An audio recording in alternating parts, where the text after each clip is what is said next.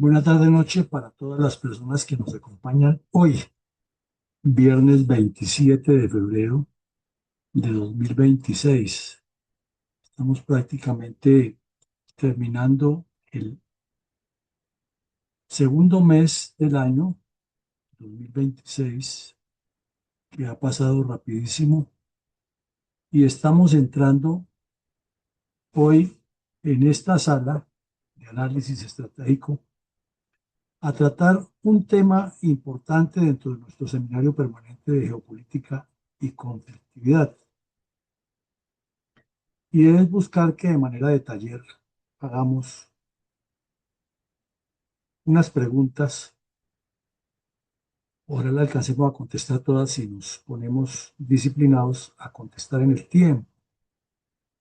Y es la evaluación geopolítica y estratégica de la intención de Estados Unidos sobre el futuro de Cuba y México en el Caribe.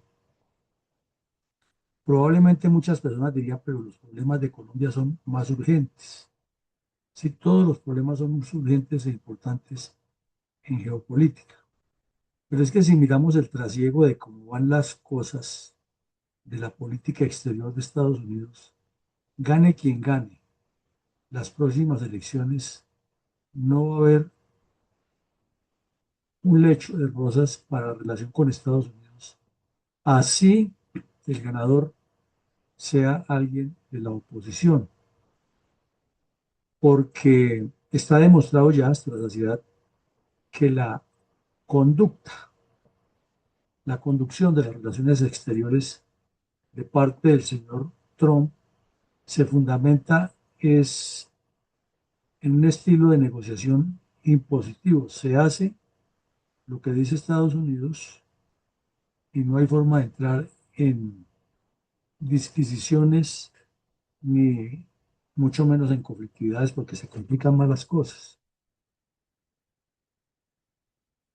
Anoche analizábamos, por ejemplo, en televisión que probablemente el problema que se ha armado con el Ecuador por las sanciones iniciales que puso el señor Novoa a los productos colombianos, aduciendo algo muy traído de los cabellos, que la frontera de Colombia y Ecuador es insegura porque Colombia no hace lo suficiente, pues ya eso está demostrado históricamente que es que el problema también es que en Ecuador ha habido connivencia y corrupción e incapacidad para combatir ese problema. Tal vez la evolución de eso nos dará para que hagamos un taller posteriormente revisando cosa por cosa. Pero daría la impresión que quizás detrás de la actitud, la conducta impositiva del señor de Ecuador, que no tiene ninguna potencialidad de imponer medidas económicas, ni mucho menos de fuerza contra Colombia, tal vez fue un mandado a la Casa Blanca. ¿Por qué? Porque esta semana hay una reunión de algunos líderes de Latinoamérica y el señor Novoa se cuenta entre los que están de la línea de Trump. Entonces, a lo mejor le impusieron eso y si se ata lo de la visita de Trump a Estados Unidos ya va a ser un mes, en la cual no fue a exponer nada como él pensaba. Salí con un poco de ayuda en PowerPoint y quién sabe cuánto dinero gastaron montando todo ese show, al que ni le pusieron cuidado, sino que de una vez le dieron fue órdenes para combatir al ELN. Pues podría inferirse que esto es una acción paralela hecha como un trabajo especial de la CIA con el gobierno ecuatoriano para ponerlo más contra las cuerdas. Y por eso él quizás lo intuyó y reaccionó de esa manera tan estúpida que lo ha hecho. Pero claro, eso está por verse, es apenas una posibilidad. Entonces, así como ocurren esos escenarios, tenemos que mirar cómo esto nos afecta y cómo afecta el continente. Que también lo dijimos anoche y lo sostenemos una vez más. Es que el continente no tiene ni OEA ni ninguna organización multilateral que sea capaz de intuir un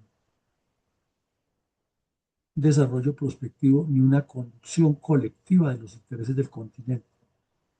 La OEA se volvió exactamente un tigre de papel, ni suena ni truena. Como Trump le ha cerrado la válvula del flujo financiero, pues cada vez son más un grupo de parásitos politiqueros representantes de los países que no sacan adelante ningún proyecto colectivo por el continente. Y además porque históricamente algunos de esos organismos se han llenado de comunistoides y de izquierdosos que van a vivir en Estados Unidos, a hablar mal del sistema estadounidense y fuera de eso a hacerle daño al resto de países del continente. Y todo eso lo observan con lupa ya. Y no solo en el gobierno Trump, siempre Estados Unidos, el Departamento de Estado, para conducir su política exterior, ha tenido una organización muy grande, muy seria y muy estructurada de observación, análisis y acción sobre todos los países del mundo, pero en particular sobre lo que llaman el backyard, o sea, el patio trasero que sería del río Bravo y los límites con México hasta la Patagonia en el sur del continente.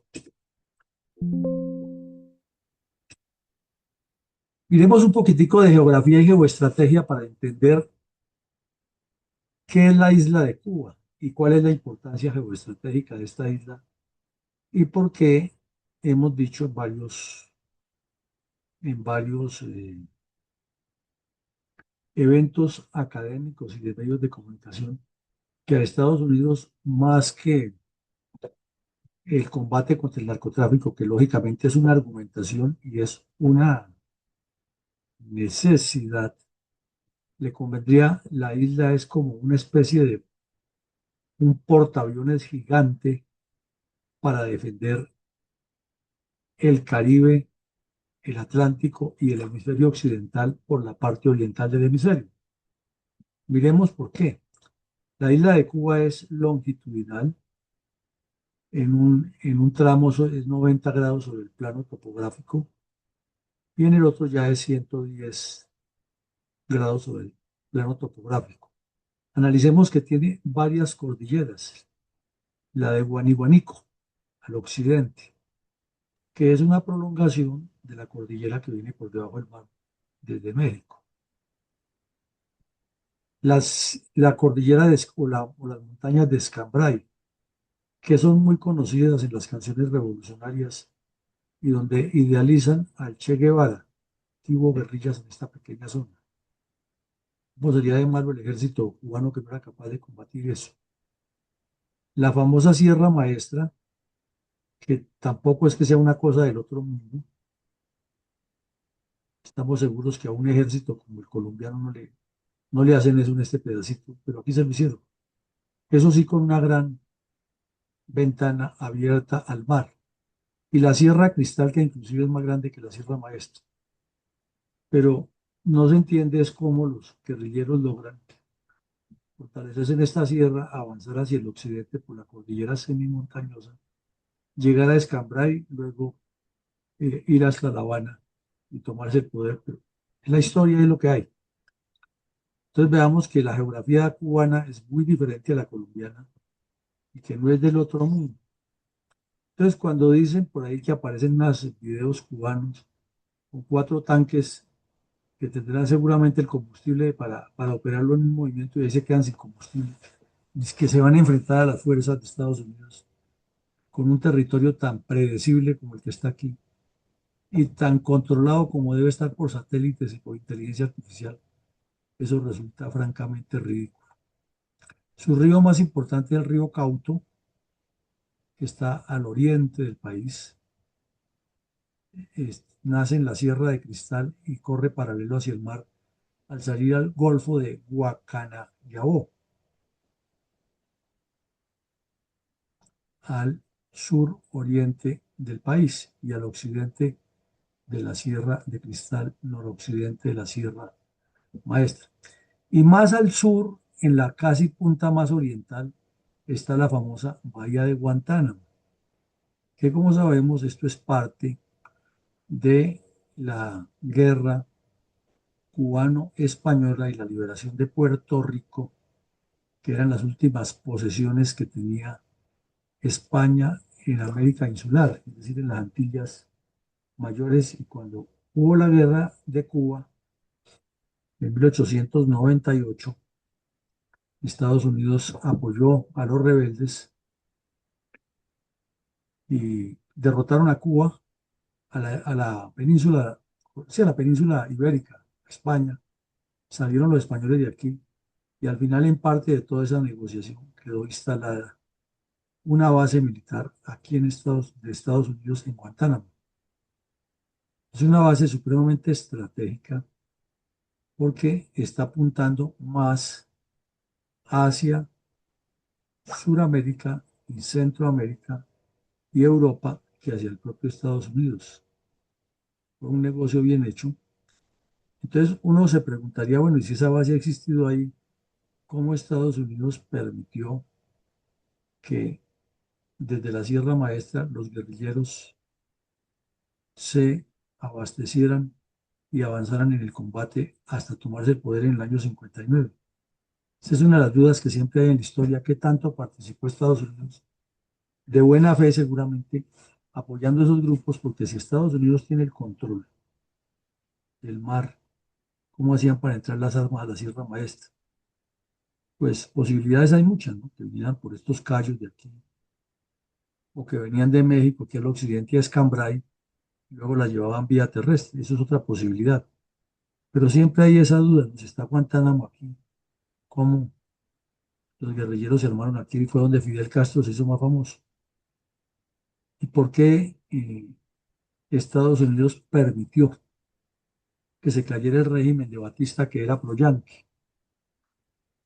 Era la época en que Nixon era vicepresidente, que salía el gobierno del general Eisenhower y llegaba el de Kennedy. Todo eso pasó, pero ahí siempre habrá unas dudas, suposiciones.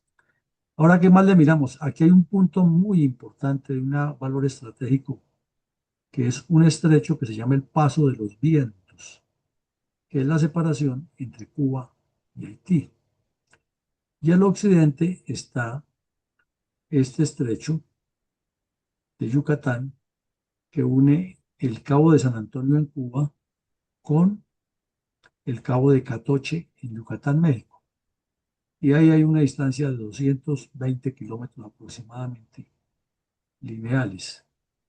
Y entre Cuba y las Bahamas hay un estrecho de más o menos la misma distancia.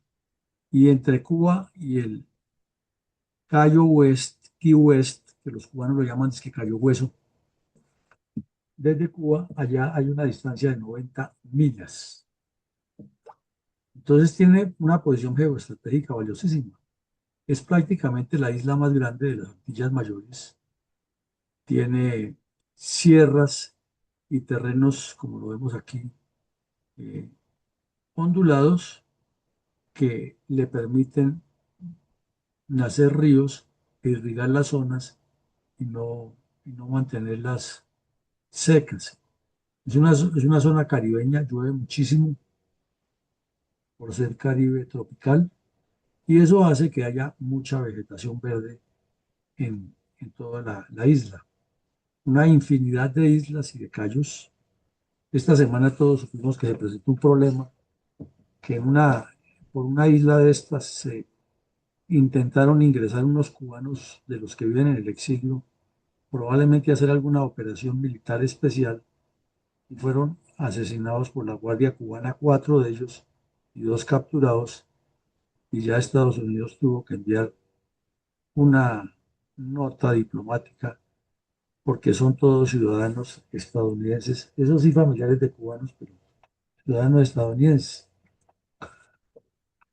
Bueno, también tenemos este sector aquí de la península de Zapata y la isla de la Juventud y el Golfo de Batabanó, que son zonas muy turísticas, aunque muy mal desarrolladas, por lo que ya sabemos, por la falta de inversión por parte de los cubanos. Y al sur están unas islas que son muy famosas, mucha gente las nombra y no sabe dónde quedan, son las Islas Caimán.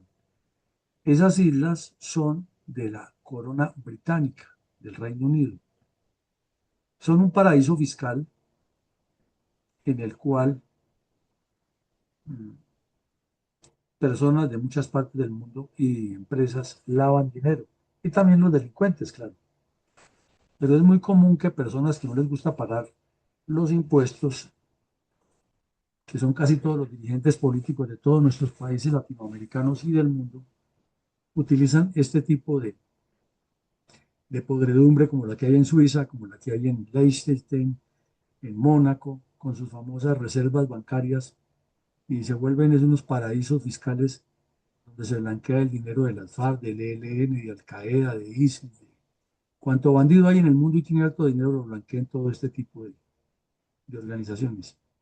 Y su majestad la corona británica sabe que eso ocurre y que tiene jurisdicción y competencia sobre estas islas, pero nunca actúa.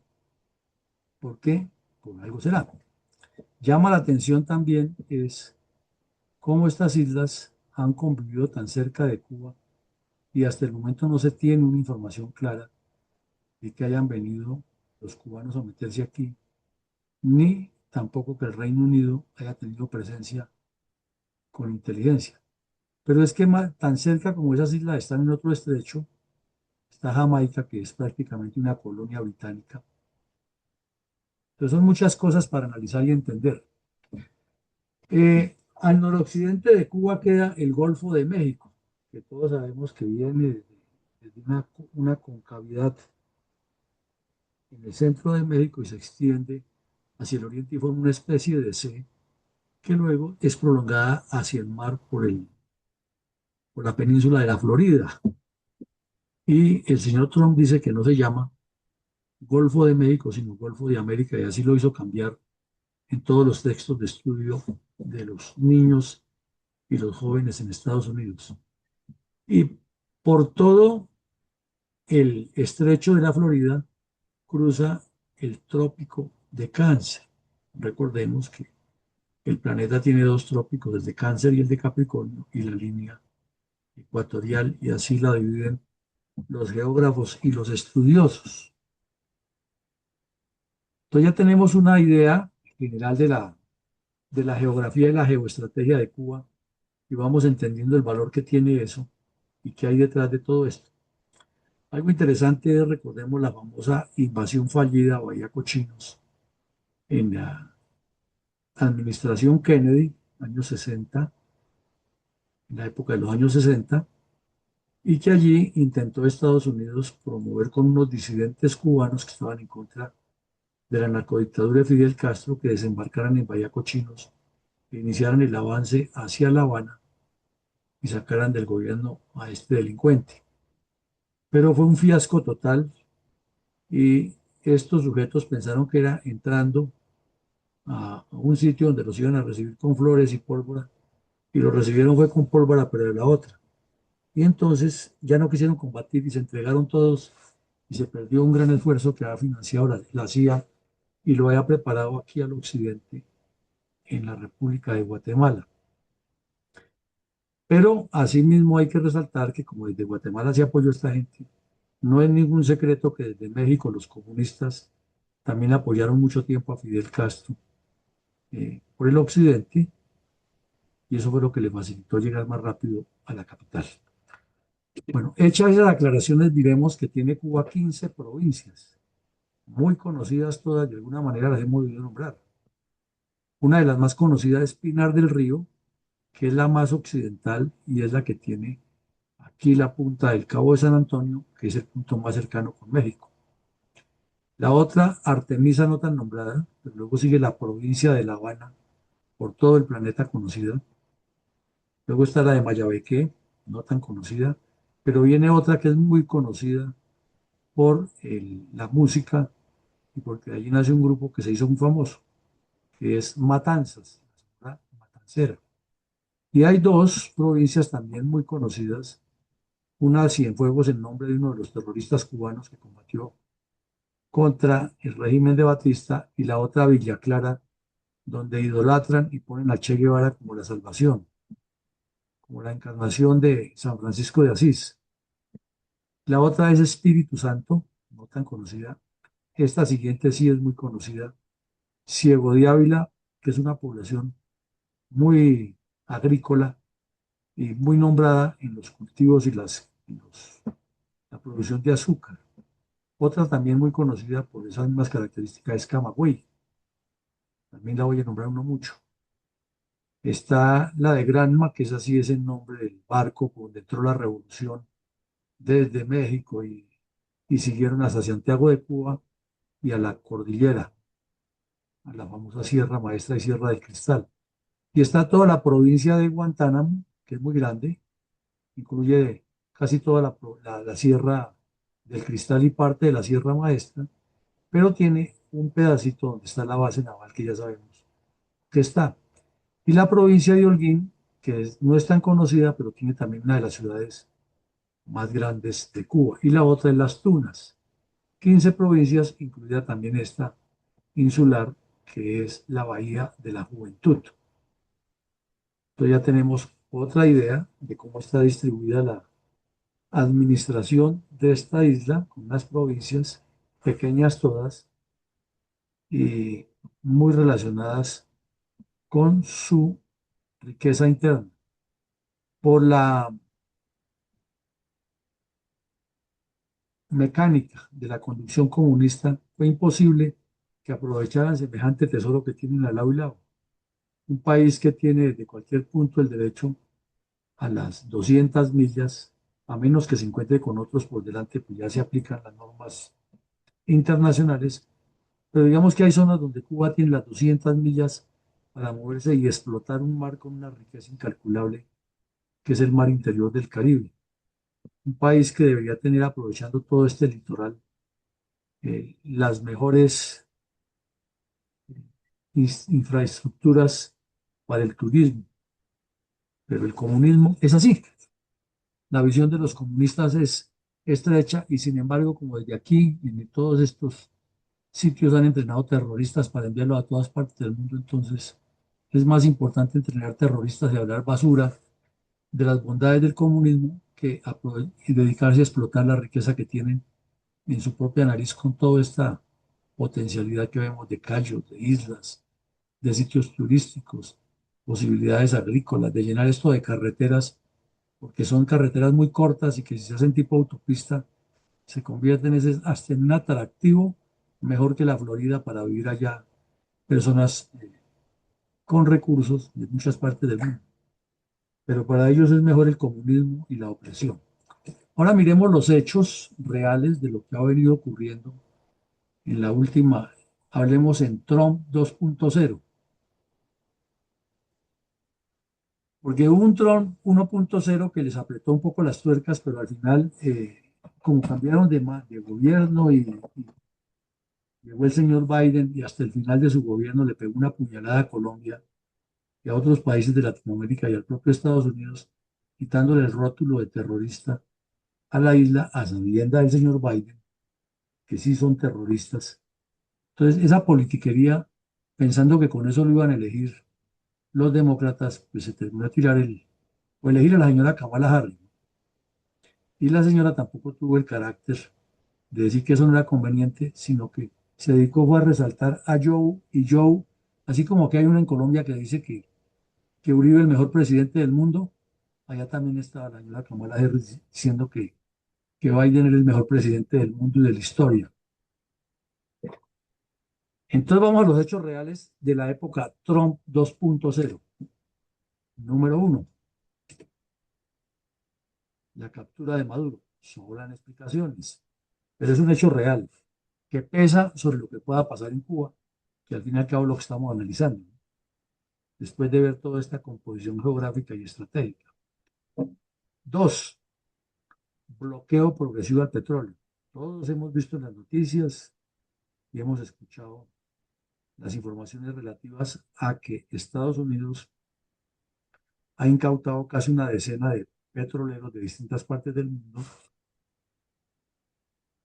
uno o dos ya lejos, por allá llegando a China, y los otros 6 o 7 en el Caribe, y otro que se las tiró de vivo y eludió a la Guardia Costera de Estados Unidos y no quisieron enviarle aviación ni fuerza aeronaval que lo persiguiera, pero llamaron al Reino Unido y el Reino Unido sacó un par de fragatas y los esperó y los capturó. Y entonces los devolvió para Estados Unidos donde lo estaban buscando. Ese bloqueo progresivo al petróleo tuvo como objetivo quitarle la sinvergüencería que tenían montada con la narcodictadura de Maduro, que Venezuela muriéndose de hambre y él regalándole miles, millones de barriles todo el tiempo a Cuba, y la narcodictadura cubana enviándole médicos baratos, teguas, enfermeros de primeros auxilios, disque médicos allá a Venezuela. El pueblo aguantando hambre y con médicos tipo cubano, pues ahí sí es cierto que se mueren todos, ¿no? Pero fue lo que hicieron. Y el petróleo de Venezuela sosteniendo la narcodictadura. Entonces Trump, siguiendo consejos del señor Rubio, apretó las tuercas y bloqueó todo ese negocio paralelo que tenía Venezuela de enviarle no solo petróleo a Cuba, sino de enviarle petróleo barato a China y a Rusia. Salía muchísimo petróleo. Entonces Maduro estaba toteado de la risa, burlándose de Estados Unidos, porque esas sanciones no le hacían mella. A él seguía enriqueciéndose de manera aterradora. Y la familia, y los cercanos, y el cartel de los soles, y toda mafia, porque vendían mucho petróleo por debajo de la mesa a precios baratos, y de vez en cuando se acordaban de dejar un tanquerito de esos para aportarle a Venezuela. De resto, todo por debajo de la mesa para enriquecer la mafia. Pero tanto va el cántaro al agua que se rompe. Entonces ya con el bloqueo, con la salida de Maduro, se le puso más difícil la situación a Cuba. Porque el bloqueo no dice que es que no puede entrar nadie de petróleo, no, tampoco harían eso. Lo que pasa es que el bloqueo dice que todos los buques que están reseñados por Estados Unidos, por la inteligencia, y los países como Irán y como Rusia, no pueden venderle petróleo a Venezuela. Entonces la señora Sheinbaum, como buena comunista y siguiendo las órdenes que le da López Obrador, porque parece que esa señora no le alcanza la inteligencia para imaginarse eso, sino ella es lo que le diga el señor López Obrador, estaba enviándole petróleo y Estados Unidos le puso el tate quieto. Dijo, si usted le envía una gota más de petróleo a México, entonces le clavamos aranceles del 50%. Poderosa arma de los aranceles que tiene Trump. Entonces la señora pues se vio forzada a no enviarle más petróleo, y Estados Unidos les puso un control que solamente países que estén completamente libres de pecado, que vendan petróleo, se lo pueden vender a Cuba, pero controladito. Estados Unidos sabe cuánto petróleo le entra y cuánto consume. Y obviamente en ese control pues se raciona, porque no va a entrar en la misma condición. Y la capacidad que tiene Cuba de refinar, sí, eso es una vulgaridad. Comunistas que van a tener. Entonces les complica más la vida allá. Entonces aquí tenemos un punto claro. Hay una amenaza latente. Ya se capturó a Maduro. El narcodictador, el terrorista Díaz Canel, sabe que van por él en cualquier momento. Pero además le están bloqueando la economía y lo separaron de su socio, que era el que lo sostenía, porque después de que cayó la Unión Soviética, el muro de Berlín, el único sustento que tenía era Maduro, que Venezuela. Aquí hay algo que se queda uno pensando. Probablemente a Estados Unidos le faltó más carácter, o no se quisieron meterse en problemas, o tenían otra agenda, para después de los años 63, 62, cuando hubo la crisis de los misiles, haber entrado de una vez a Cuba y haber resuelto eso. Porque siempre el cuento era el apoyo de Rusia, de la Unión Soviética. Y sí, la Unión Soviética tenía armas nucleares, pero Estados Unidos también. O sea que uno se pone a pensar, si le hubiera apretado las tuercas no hubiera pasado nada. Si hubieran sacado la narcodictadura venezolana no hubiera pasado nada. Pero peor es cuando se cae se cae, cubana, pero corrijo, no hubiera pasado nada. Peor es cuando se cae el muro de Berlín y Rusia queda vuelta a trizas, y el señor Clinton y Bush, hijo, no hicieron lo que tenían que hacer, menos Obama. Haber sacado esa dictadura y el problema no se hubiera crecido tanto. Ahí sí faltó visión. Otros dicen que la agenda en Europa estaba muy complicada y que el riesgo era que si Estados Unidos tumbaba a Fidel Castro, Rusia enviaba armas nucleares contra Europa.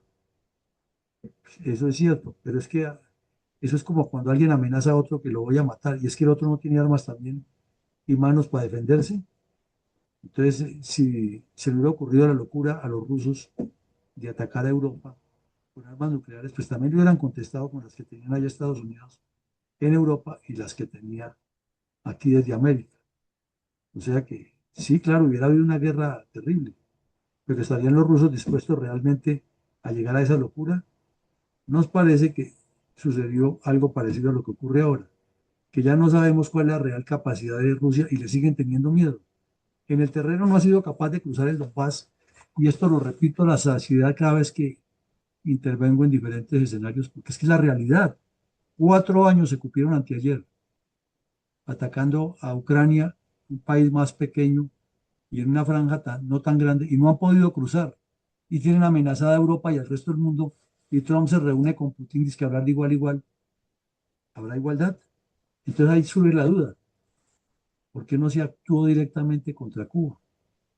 Dirán muchos que era que la base de Guantánamo era la espía permanente y que mantener la paz en el continente, pero mientras no se hacía nada, en Cuba se seguía creando el ELN, el FML de El Salvador, los terroristas de Guatemala, los del Perú, los de Chile, y hasta cuando subió Salvador Allende al poder, recordemos que Fidel Castro dejó a vivir como casi 3 meses a, a Chile, y allá era el presidente prácticamente, y le rendían honores un país como Chile, con todo ese potencial que tiene y su visión geopolítica, y con un general como Pinochet al mando del ejército en esa época de comandante del ejército, y es que rindiéndole honores a un terrorista de una isla pequeñita del Caribe. Entonces sí ocurrieron muchas cosas durante la Guerra Fría que todavía no se han decantado y que hasta ahora, por eso muchos admiran al señor Trump, porque dicen que llegó y le apretó las tuercas que se han debido apretar antes, para analizarlo. No obstante, había unas sanciones previas que se habían venido aplicando progresivamente a Cuba. Por ejemplo, la limitación de las reservas, de las divisas, corrijo. Hubo una época en que Cuba tuvo un sostenimiento en la era Clinton, parcialmente en la Bush hijo, y luego en la Obama, que hasta embajada les abrió allá o intentó reabrir la embajada, y Trump en su primer gobierno cerró eso. Eh, pero iban con unas sanciones paralelas, por ejemplo, la limitación para enviarles dinero desde Estados Unidos de los cubanos a sus familiares. Dos, enviarles equipos técnicos, computadores y cosas de esas que necesitaban allá, porque allá no conocían eso. Y tres, la limitación que pusieron en Estados Unidos para los ciudadanos cubanos o para turistas europeos, que como el turista europeo puede entrar sin visa a Estados Unidos solamente con pasaporte. Entonces, si tenían en el sello del pasaporte la entrada a Cuba, el oficial de migración, o podía darles una entrada muy cortica, o simplemente decirles no entra, o hacerle unas advertencias. Y como allá las advertencias sí son en serio, porque le dan unas advertencias X o Y, por decir algo, si usted vuelve a venir a Cuba, ya no puede volver a entrar nunca a Estados Unidos.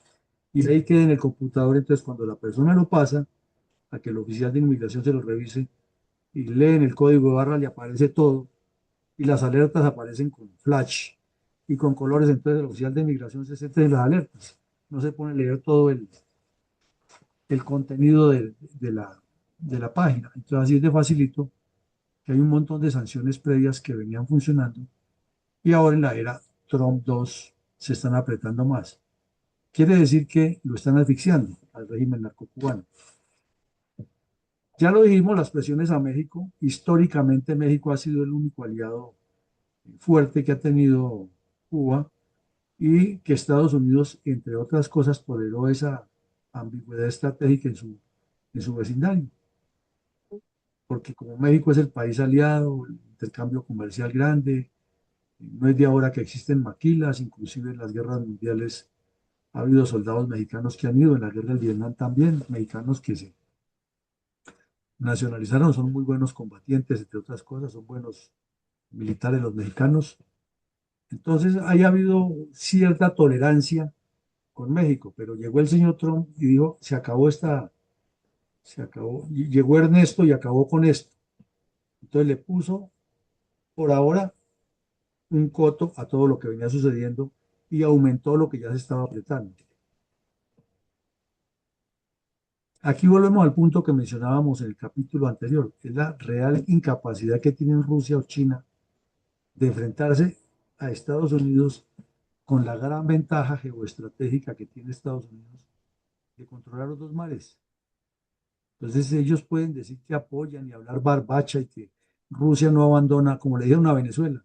Y ustedes vieron ahí, sacaron a Maduro como cualquier hijo de vecino, se lo llevaron para allá, para Estados Unidos, y Rusia ni siquiera abrió la boca. Los yihadistas sacaron del poder a Bachar al-Assad en Siria y Rusia no dijo, esta boca es mía". Y lo mismo pasó en Irán, le bombardeó Estados Unidos a Israel la sede nuclear a Irán y tampoco pasó nada. Entonces, ¿cuál es el miedo o cuál es el temor de que Rusia va a intervenir y que Putin hable barbacha y diga que es que Rusia no va a abandonar a su aliado cubano? Eso no pasa nada. Estados Unidos entra y saque a esos bandidos de la narcodictadura cubana y se los llevan para Estados Unidos a una corte y lo máximo que podrán decir es que reunión de emergencia en el Consejo de Seguridad, porque no sé qué, y China decir lo mismo. Pero China no va a sacrificar su proyecto estratégico que tiene por venir a defender a los bandidos de la dictadura cubana. Entonces no tienen capacidad de actuar y parecería ser como que la suerte está echada para Cuba.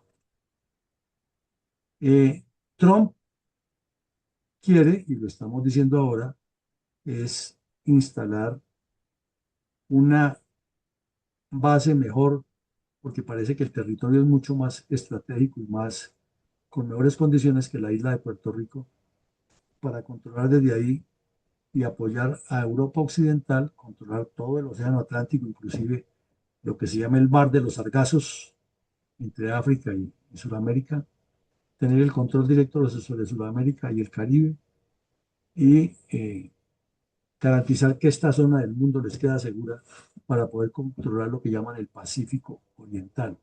Pero necesita un argumento, un core business para justificar lo que está haciendo y le cae como anillo al dedo que la isla cubana ha sido socia del narcotráfico y el terrorismo, que además es cierto, no se lo está inventando. Y que estos bandidos así estén aguantando hombre como están ahora, pues el pueblo, porque ellos sí viven como reyes. La narcodictadura de Cuba, de Díaz Canel, a pesar de la situación en que están, siguen buscando a ver cómo apoyan grupos terroristas en el mundo, cómo las embajadas se convierten en centros de sabotaje. Es que el que nace para bandido toda la vida será delincuente. Y hay un punto importante en estos hechos reales, que es la intención del señor Rubio de ser presidente en el 2028. Y él es de origen cubano y la diáspora cubana que está en Estados Unidos desde los años 60 ha querido que se caiga el régimen. Les ha faltado un poco de decisión, eso es cierto, porque siempre han vivido esperando es que Estados Unidos vaya y les haga el favor, pero no han ido a pelear con la suficiente vehemencia que si quiere, lo mismo que les pasó a los venezolanos que lo hemos cuestionado aquí tantas veces, querían que se cayera Maduro, pero que María Corina Machado le hiciera el favor. Y pensaban que entraba Trump y sacaba a Maduro y que al otro día regresaban todos desde el exilio a colocarse de presidentes, secretarios, embajadores, cónsules, ministros y hacer un nuevo parlamento con ellos y volver a lo mismo que ocasionó Maduro. Igual nos pasa en Colombia, igualitico nos pasa con la mal llamada derecha. Es más el interés de regresar a tener el poder que a ejercer una política que contrarreste al comunismo. Triste realidad. Entonces, mi coronel Fuentes, ahora sí vamos a hacer el ejercicio como debe ser. La primera pregunta es la que usted ve en pantalla. Les pedimos 2 minutos. Son 3 preguntas, respuestas muy concretas para que podamos participar todos en las 3 preguntas. Adelante, don Bernardo Fuentes Pulido. Gracias, mi coronel. Por favor, le solicito si me coloca de coanfitrión para controlar la sala. Ahí está. Bueno, gracias. Muy buenas noches para la sala virtual, Teniente Coronel Eugenio Alarcón. Bienvenidos sean todos a este taller, muy interesante, por cierto, cibernautas que nos están siguiendo en esta noche. Entonces le vamos a dar la palabra con respecto a la primera pregunta. ¿Crecerá la presión estratégica integrada de Trump sobre Cuba y México para la caída de la narcodictadura castrista? Adelante, por favor, mi coronel Jairo Giraldo Delgado, y bienvenido. Muchas gracias. Sí, definitivamente eh, va a ser mucho más la presión a partir de ahora. Pueda que de pronto no sea en este año porque tienen el plan estratégico con Venezuela y van a tratar de que eso funcione y está funcionando. Pero creo que una vez se estabilicen las cosas, de pronto hayan elecciones en Venezuela y se estabilice la democracia en Venezuela, estoy casi seguro que Trump antes de terminar su periodo va a hacer una operación supremamente estratégica y grande, sobre todo contra Cuba. México seguirá apoyando, como lo hizo ahorita con la operación contra el narcotraficante que cayó hace 8 o 10 días, pero con Cuba sí creo que va a ser muy, muy fuerte y Trump no se va de su gobierno en este periodo hasta que no acometa esta misión. Muchas gracias. Mi coronel Giraldo, muchas gracias por su respuesta. Adelante, por favor, y bienvenido, mi general Hipólito Herrera.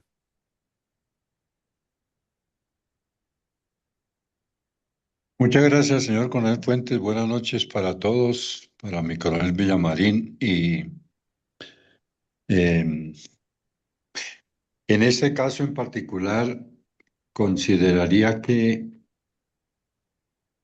la presión estratégica integrada de Trump sobre Cuba y México con la pretensión de la caída de la narcodictadura castrista, pues seguramente para mi humilde pensamiento, seguramente está de alguna manera muy avanzada y muy adelantada, porque pues desde luego de alguna forma el resultado que le ha dado la acción sobre Venezuela y con la pretensión de la seguridad eh, hemisférica, con todas las afectaciones, los riesgos y las amenazas, pues estoy casi seguro que esa presión va a seguirse dando muy aceleradamente de alguna manera. Entiendo de alguna forma que han tenido unos acercamientos tanto con el gobierno el, como con el señor Castro, y han logrado de alguna manera ponerlos en desacuerdo a los dos en una especie de pelea o de intereses diferentes. Y pues desde luego ahí seguramente a nivel de la inteligencia y de las otras agencias ya deben de tener una estrategia lista para en el momento preciso aplicarla para lograr pues desde luego darle como un respiro a esa comunidad cubana de la cual desde luego tiene descendencia el señor Marco Rubio. Por ahí creo que viene la presión más inmediata e importante. Muchas gracias. Mi general, muy amable por su respuesta. Le damos la palabra entonces a mi sargento mayor Sander Landazuri. Bienvenido. Adelante, por favor. Muchas gracias, mi coronel. Especial saludo para todos los presentes en esta aula virtual. Mi participación y respuesta a estas preguntas van enfocadas no a teoría de conspiración, pero sí hay que imaginarnos las negociaciones que hizo Trump con Putin en relación a Cuba. Es decir, de esta injerencia y de estas presiones son conocedores los rusos en la medida de que en la no interacción permite en cierta forma el avance de Trump. Es decir, ya está negociado esa presión orientada justamente a que haya una presión más sistemática que en cierta forma permita a esa cúpula militar cubana negociar esa transición bajo una premisa de que el régimen realmente ya no es capaz de sostenerse por sí mismo y las ayudas internacionales no son fuertes y tampoco están las condiciones dándoseles. En ese orden de ideas, Trump seguirá haciendo presión, mostrando públicamente el poderío norteamericano y en cierta forma también limitando a México a que se permita ayudar o coadyuvar realmente en la oxigenación de Cuba. ¿Por qué? Porque justamente sus intereses también de control de narcotráfico asfixian a cualquier gobierno. Esa pelea en dos ejes, México está en este momento en una encrucijada bastante crítica. En ese orden de ideas, yo considero que sí, se va a llevar esa presión sistemática política y con la anuencia, no nos olvidemos, con la tranquilidad, pasividad y el ojo tranquilo de Rusia. Muchas gracias, mi coronel. A usted, mi sargento mayor Sandés Landazuri, por su respuesta. Por favor, adelante, mi coronel Iván González. Adelante y bienvenido. Gracias, mi coronel. Buenas noches para todos. Por supuesto que crecerá la presión sobre Cuba y México por el siguiente motivo. Bien sabemos que Trump tiene un espíritu de expansionismo de sus países vecinos y en otras partes del mundo. Aquí específicamente en su patio trasero, pues vemos que para ellos para él especialmente y los norteamericanos y sus seguidores, es muy importante dominar este mar Mediterráneo del Caribe, que es una parte del océano Atlántico que se interna en el continente americano, siendo circundado por Suramérica, Centroamérica y Norteamérica. Y este mar Caribe tiene dos componentes fundamentales. Propiamente el Mar Caribe, que es el que está integrado al oriente por las Antillas Menores, al sur por el norte del continente suramericano, al occidente por Centroamérica y México y al norte por el mismo Estados Unidos y su apéndice de la Florida, el estado de la Florida, la península de la Florida. Y está separado de lo que es la otra parte, que es el Golfo de México, que ya bien sabemos que él ha querido o quiso, pero lo ignoró rápidamente porque vio que no tenía muchos simpatizantes, más bien antipatías, que quiso denominarlo más bien el Golfo de Estados Unidos, pero después lo cambió por América. Y este mar, este golfo, pues está separado de este mar Caribe por esa cadena, por la península de la Florida, Cuba, Jamaica, los Cayos, como el de Bajo Nuevo, Serrana, Serranilla, Quitasueño, la isla de Providencia, y así se va extendiendo hasta encontrarse la barrera de Cayos con la península de Yucatán, de centroamericana.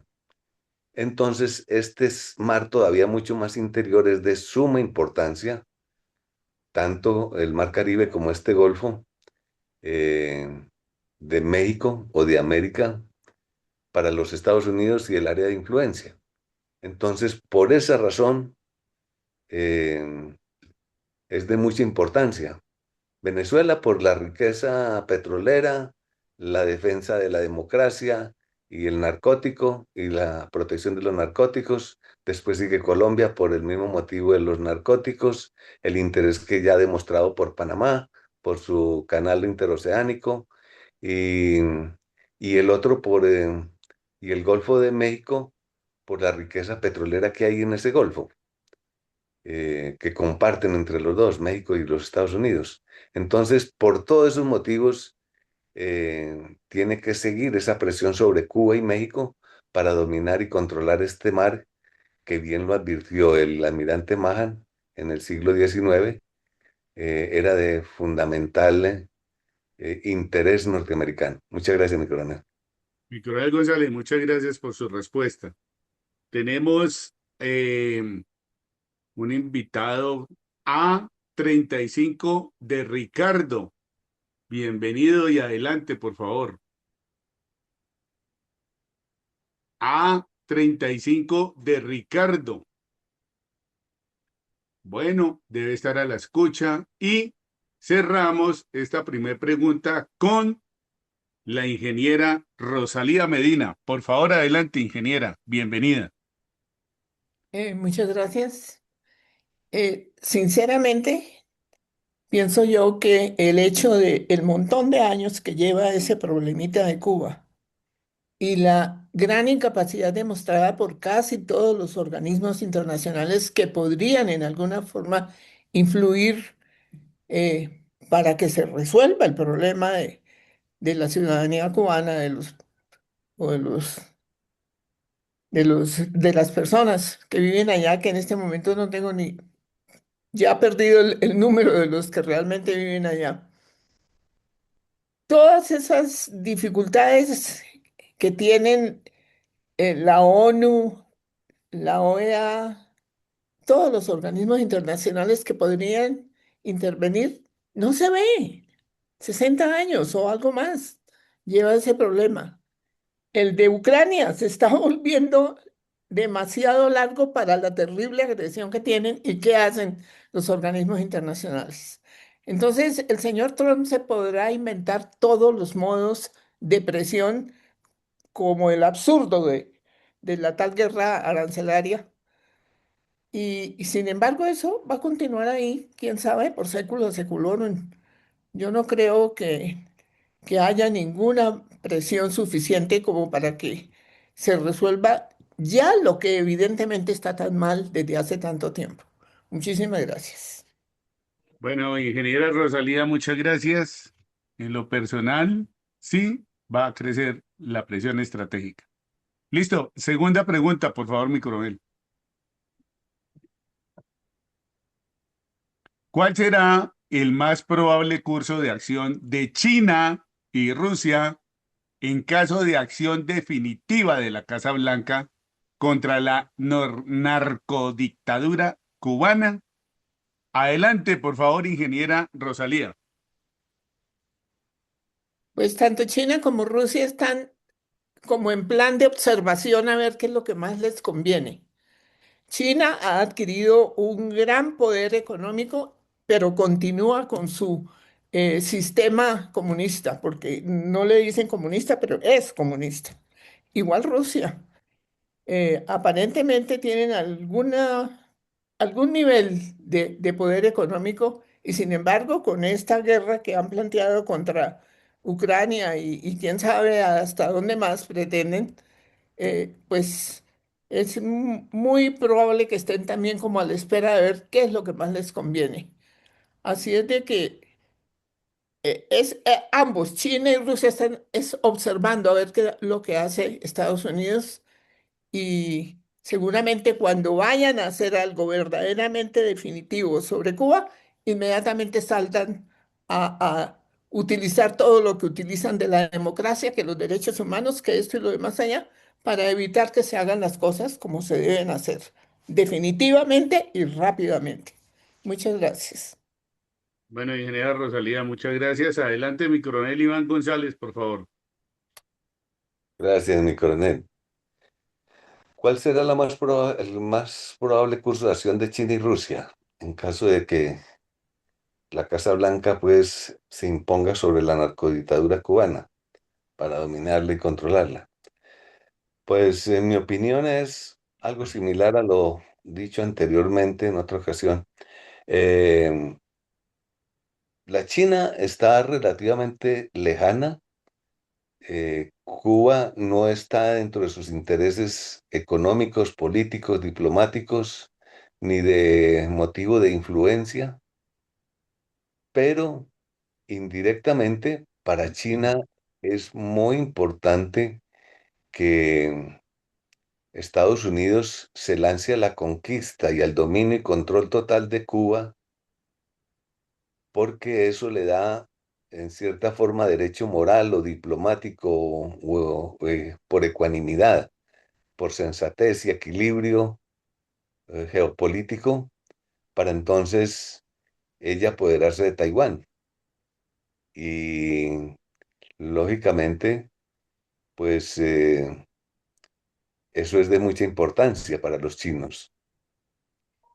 Y porque Cuba es de tanto interés para Norteamérica como Taiwán para la China, por el dominio y la expansión que le da sobre el mar de la China y el dominio y control del oeste del Océano Pacífico, acercándose mucho a Japón, Corea y, y todo ese sector de islas de Filipinas.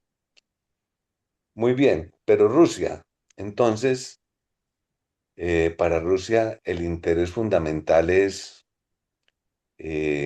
contener la expansión de Estados Unidos en el continente suramericano y especialmente en Venezuela por las gigantescas reservas estratégicas de petróleo. Entonces, de alguna forma, que no sé definirla así tan claro como la que acabo de expresar de la China, ejercerá o buscará tener influencia en Venezuela.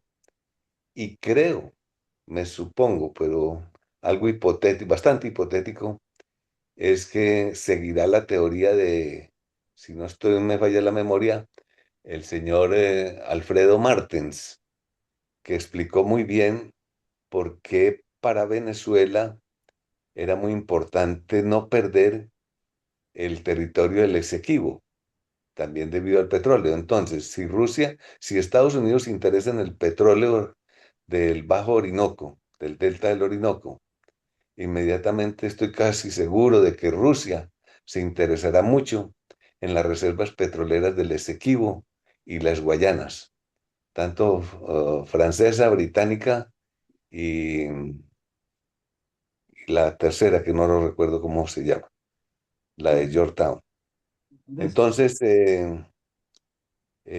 ese será los más probables cursos de acción de esas dos gigantes naciones, China y Rusia. Gracias, mi coronel. A usted, mi coronel, muchas gracias. Mi sargento mayor Sanders Landazuri, adelante, por favor. Muchas gracias, mi coronel. En relación a esta pregunta, considero que la no acción es mucho más acción.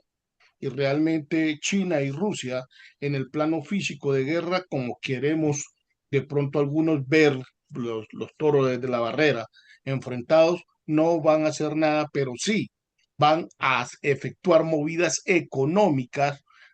Recordémonos que también aquí hay una guerra económica con China, económica y de posicionamiento geoestratégico de Rusia en ciertas áreas. Es decir, ya se ha negociado con Rusia unos sectores y con China un factor empresarial y comercial bastante grande. Trump es un comerciante, un empresario visionario, grande, de grandes condiciones que ha permitido en este momento a los Estados Unidos posicionar malos elementos económicos. Vemos a una guerra económica de los Estados Unidos que nunca habíamos visto, ni en la época de los grandes republicanos. No vimos esta situación que se está presentando en relación al posicionamiento económico de los Estados Unidos y negocia unos sitios, negocia unas posiciones, pero a cambio unos recursos económicos. Entonces, a China se le deja el margen abierto, especialmente en el factor económico, y a Rusia se le deja también el control de unas regiones. En ese orden de ideas, van a estar siempre expectantes nomás, porque no van a hacer nada, pero sí van a estar a cargo de que también obtengan su tajada desde el factor económico. Muchas gracias, mi coronel. Muy amable, mi sargento mayor Sanders. Por favor, adelante, mi general Hipólito Herrera. Muchas gracias, señor Coronel Fuentes.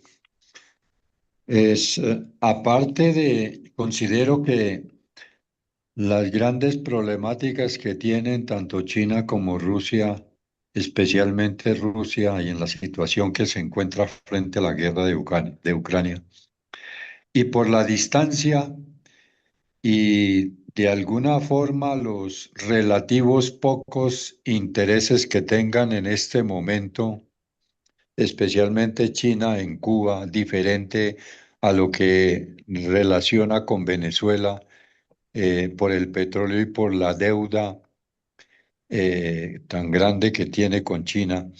Pues realmente la posición o el más probable curso de acción será solamente de apoyo eh, diplomático y lógicamente la exigencia ante la Organización de las Naciones Unidas para que haga su pronunciamiento y su intervención según le corresponde, pero aparte de ello, pienso que no tiene ningún otro margen de maniobra inmediato. Gracias.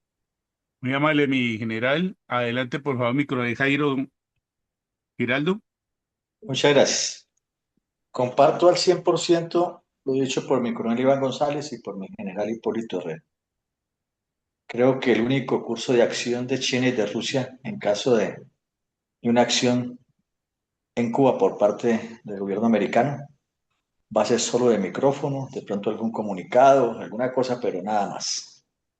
Como decía mi general, si tienen interés económico por la deuda, creo que Díaz-Canel le va a pasar lo mismo que le pasó a Nicolás Maduro. Se va a quedar esperando que sus grandes amigos de toda la vida, de toda la historia, le den la mano y no se la van a dar. Comparto totalmente y creo que el curso de acción, al menos militar y diplomático, va a ser totalmente cero. Solamente el micrófono. Muchas gracias. A usted, mi coronel, muchas gracias. Por favor, mi coronel, la tercera pregunta.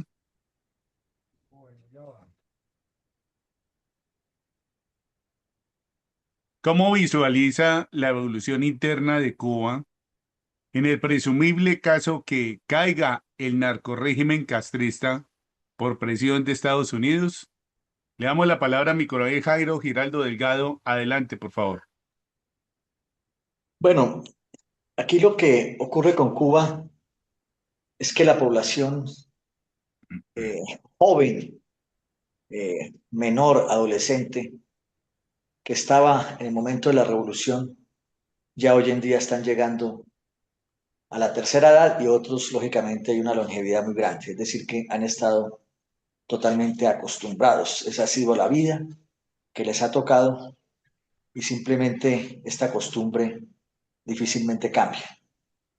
Así que creo que esa evolución interna se va a dar más en las personas jóvenes, en las nuevas generaciones, y creo que a futuro muchos de los que algún día abandonaron Cuba y se encuentran en otros países van a regresar. Y van a regresar de pronto a ayudar, a apoyar, con sus ideas, con su inteligencia, con sus capacidades, para poder lograr a sacar a Cuba de ese comunismo, ese socialismo, ese atraso que ha tenido en los últimos años y llegar a colocarlo de aquí a unos años en lo que era Cuba, una potencia total eh, eh, en América. Y miren lo que están. Es triste ver solamente lo que funciona en Cuba, y me lo pueden confirmar algunas personas que han ido de turismo, es eso, la parte turística. Pero de resto, absolutamente no va a pasar nada. Solamente las generaciones nuevas van a hacer ese gran trabajo de reconstrucción. Muchas gracias. Gracias, mi coronel. Adelante, por favor, mi general Hipólito Herrera. Gracias, señor Coronel Fuentes. Pues la evolución interna necesariamente va a ser de mucha esperanza, de mucha expectativa.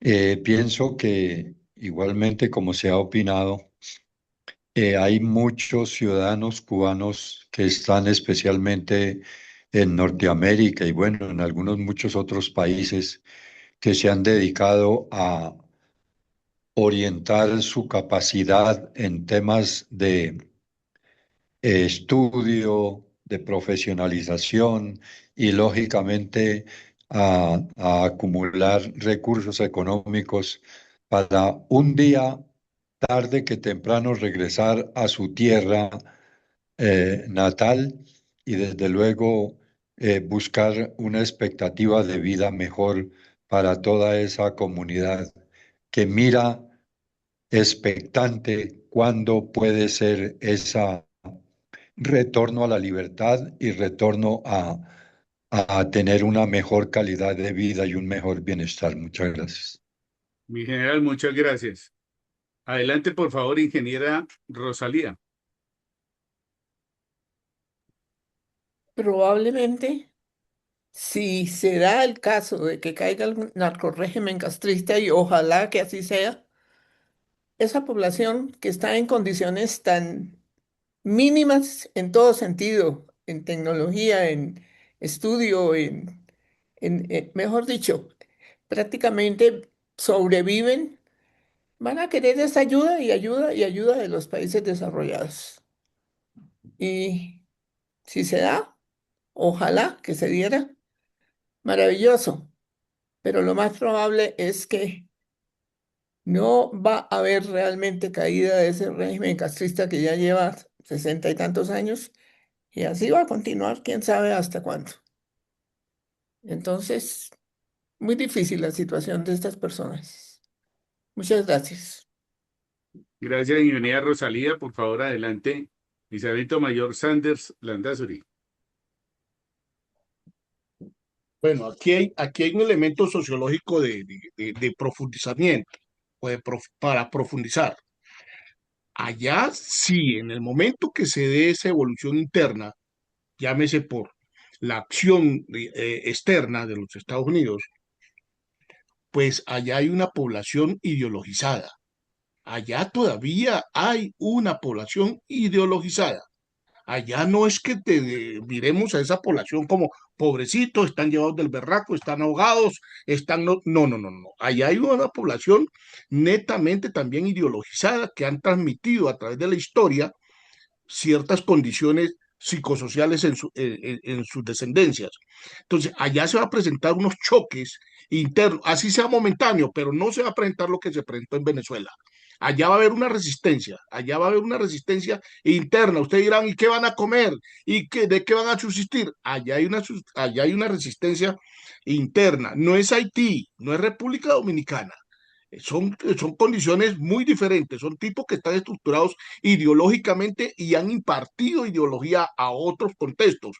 Tanto así que en este momento, y hago la referencia, qué pena que me tomo la palabra, mi coronel, pido disculpa, pero en la entrega de los restos de Camilo Torres, en la Nacional, una cantidad de señores ya de avanzada edad cantando la música cubana, es decir, están ideologizados todavía con su cuento en ciertas cosas y estarían dispuestos, muchos jóvenes también, a irse para allá supuestamente a hacer la defensa de Cuba como un elemento netamente hasta simbólico, porque eso no va a tener ninguna fuerza, es cierto, pero van a haber una resistencia que hay que considerarla, no va a ser mamey única y exclusivamente que llegaron las tropas americanas y listo, ya se entregaron y vamos a montar el resort y vamos a llevar a cabo la inversión nueva en Cuba y vamos a transformar a Cuba. No, yo creo que hay un elemento de profundidad sociológica que hay que echarle ojo porque allá hay una población ideologizada. ¿Comiendo qué?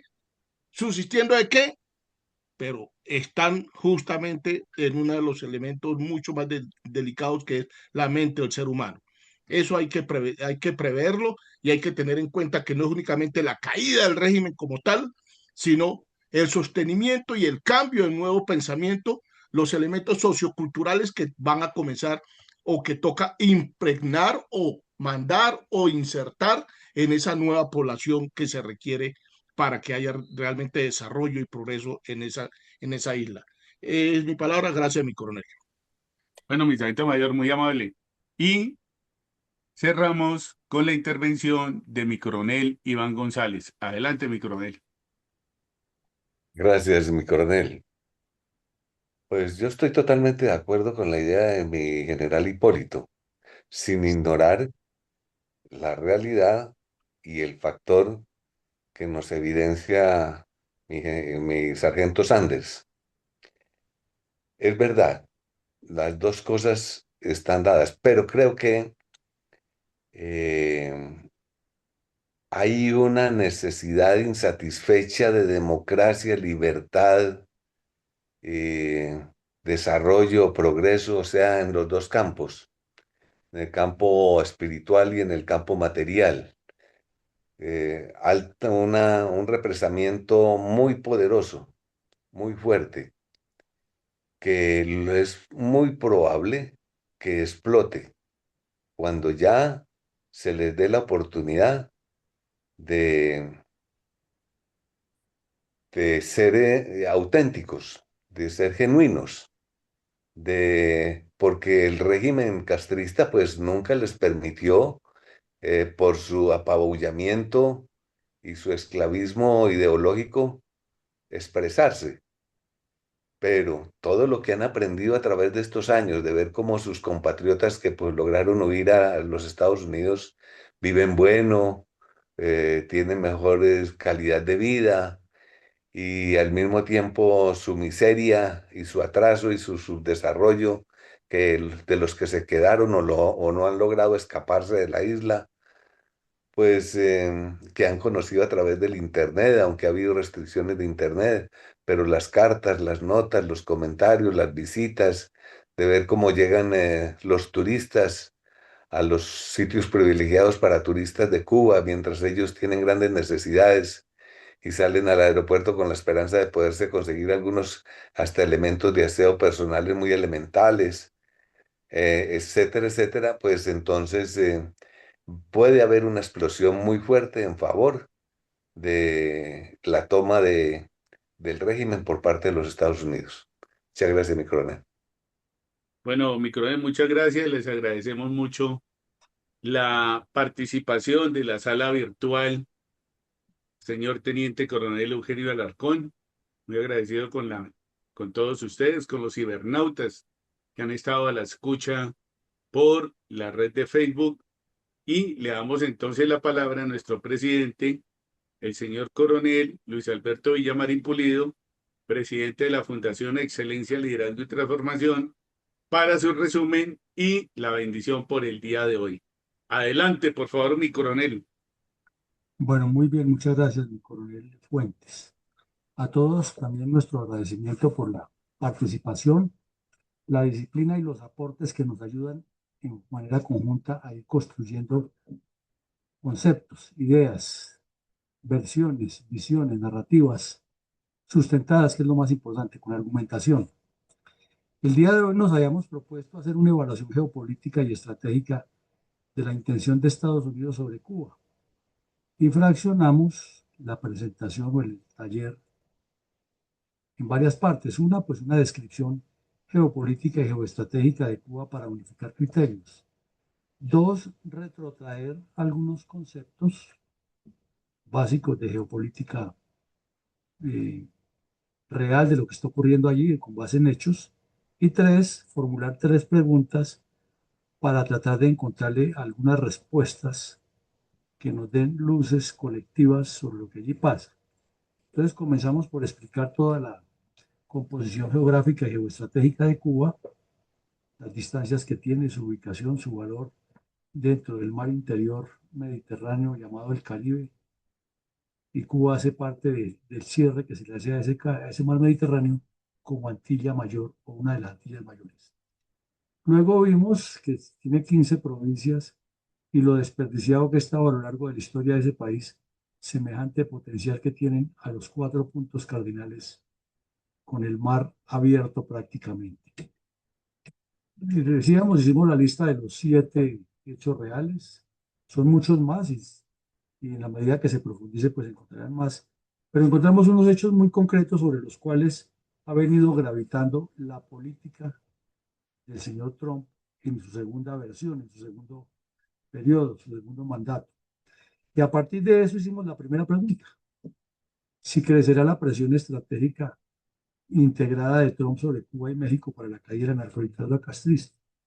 Las respuestas apuntaron la mayoría a que sí. Hubo una sola respuesta que dice que es muy difícil y que probablemente se va a demorar porque las mismas organizaciones internacionales tampoco tienen ninguna capacidad de influir y que con todos los problemas que hay en el mundo pues se puede dilatar. Pero en síntesis, la mayoría opina que sí crecerá esa presión sobre los dos países, sobre Cuba y México, y que cada vez México se verá más bloqueado o más dificultado para apoyar a Cuba, que era la que la sostenía en maridaje con Venezuela, que ya definitivamente quedó maniatada.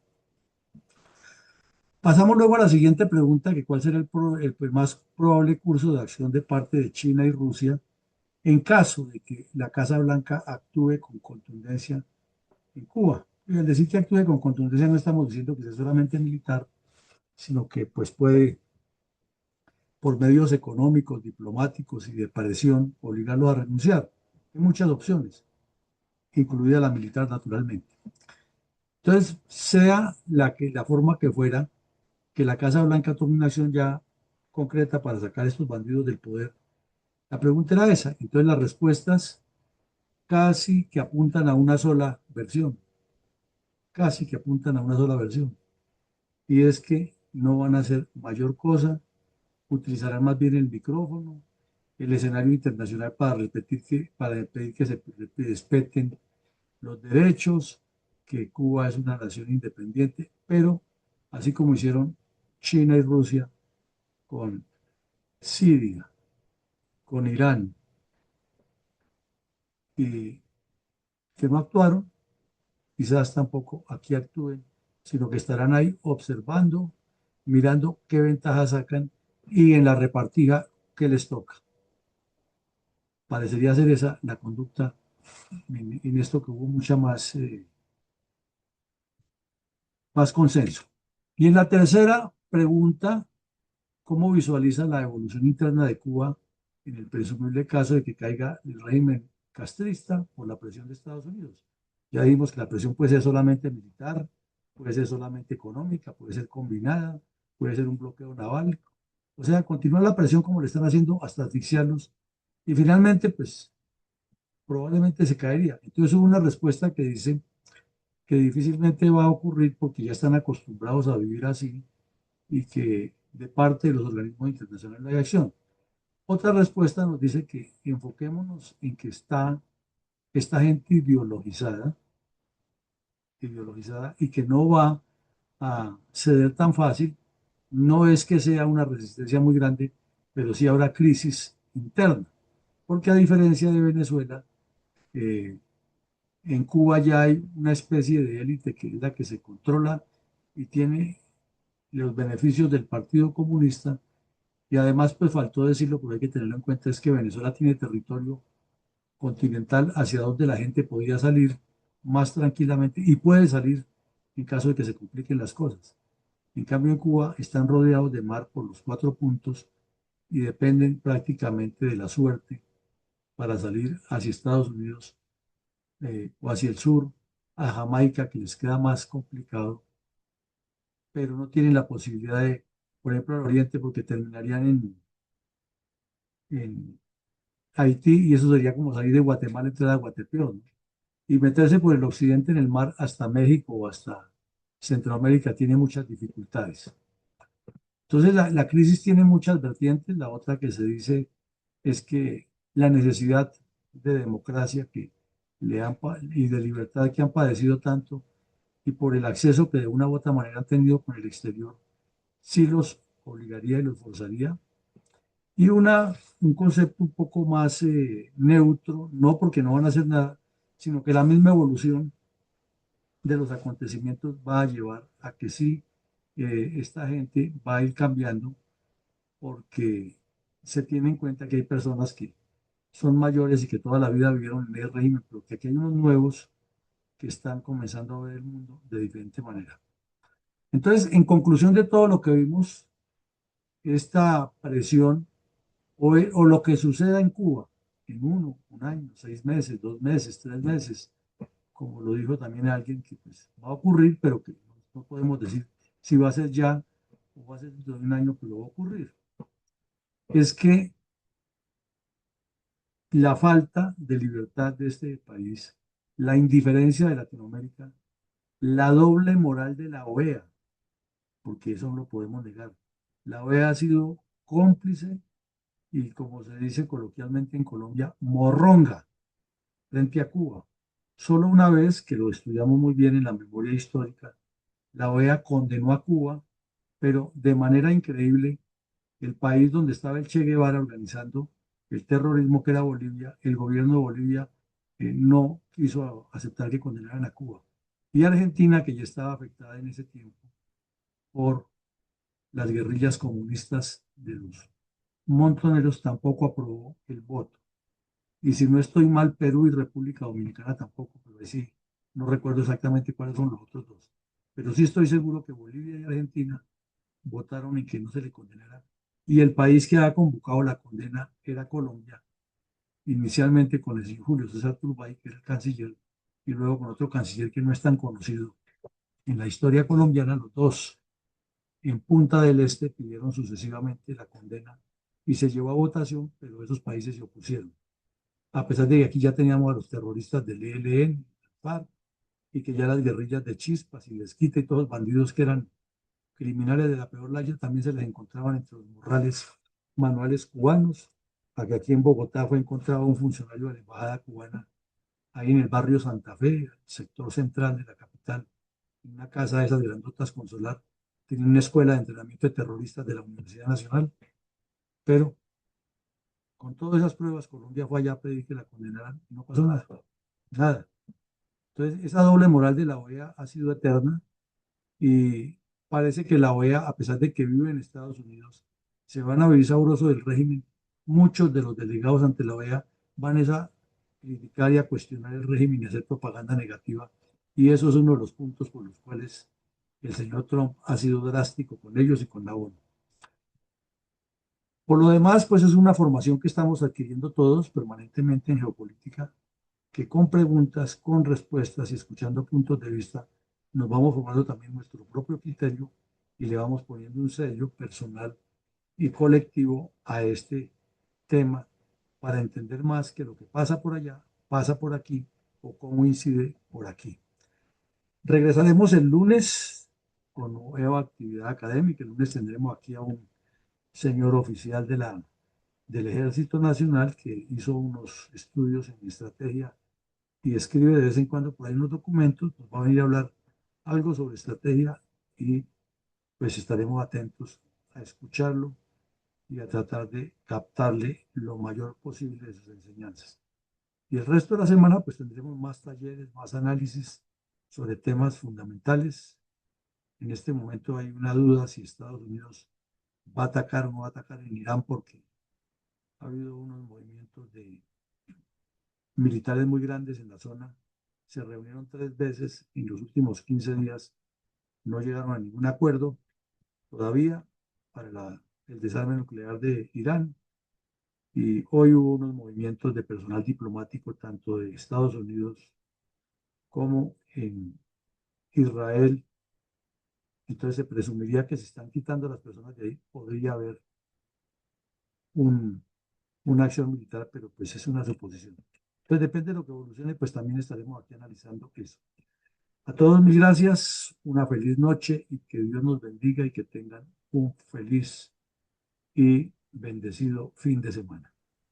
Feliz Amén. noche para todos. Gracias. Gracias, mi coronel. Feliz noche para todos.